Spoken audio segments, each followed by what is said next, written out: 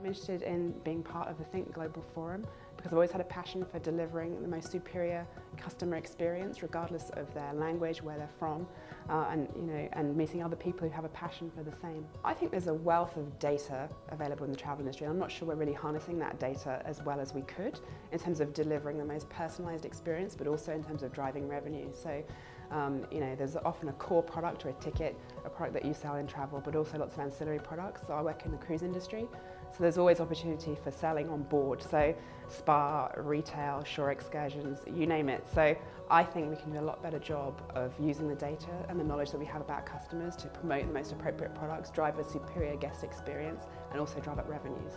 Well, I think there's a lot of challenges on things that are outside our control.